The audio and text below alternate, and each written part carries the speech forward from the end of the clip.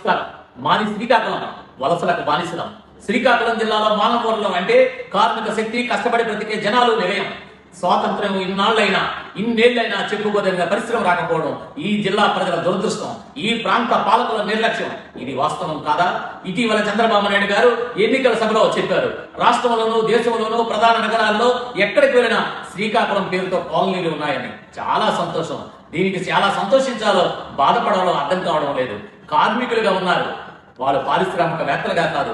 ఒక్కసారి ఆలోచించండి, ఆత్మ పరిశీలన చేసుకోండి. రాష్ట్రానికి చివరి జిల్లాలో ఉన్నాం, కానీ దేశం మొత్తం పరిశ్రమలో కార్మికులుగా పనిచేస్తున్నాం. భవన నిర్మాణ కార్మికులుగా దేశం మొత్తం గూళ్లు కడుతున్నాం. దేశం అందరికీ గూడు కల్పిస్తున్నాం, కానీ వారికి గూడు లేదు.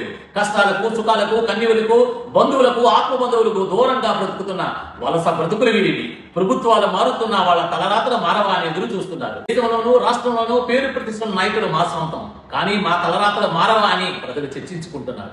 ఇది ఈ జిల్లా ప్రజల దురదృష్టమా లేక దౌర్భాగ్యం అని తలచుకొని కుమిలిపోవడం తప్ప ఏం చేయగలం? మేము పాలకులాగా విషం చిమ్మే పరిశ్రమలు మాకొద్దు.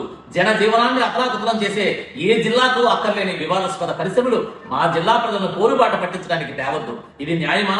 మీకు ఓటేసి ఉన్నత స్థానాలకు పంపించిన ప్రజలను తిరుగుబాటుదారులుగాను, ఉద్యమకారులుగాను సమాజంలో చిత్రించడం ధర్మమా? ప్లీజ్ పాలకులారా, ఇటీవల మన జిల్లా మండలం పాలకన్య గ్రామం కుర్రాడు గుండుపల్లి వెంకటేష్ హైదరాబాద్ శికాచి మందుల కంపెనీలో జరిగినటువంటి ప్రమాదంలో కాలి బూడిదై సమాధి చేసుకోవడానికి పిడికిడి బూడిది కూడా బంధువులకు దొరకకపోతే మన జిల్లా పెద్దలమని చెప్పుకుంటున్న పెద్ద నాయకులు ఎవరూ పట్టించుకోలేదు. ఇది మన వలస బ్రతుకుల జీవితం. కనీసం పరామర్శించేందుకు వెళ్ళిన నాయకుడు లేడు. ఇది మన దుస్థితి. దేవుడా, మమ్మల్ని రక్షించని వలసలు పోతున్న యువకులు బాధపడుతున్నారు. ప్లీజ్ ఆలోచించండి పాలకులారా.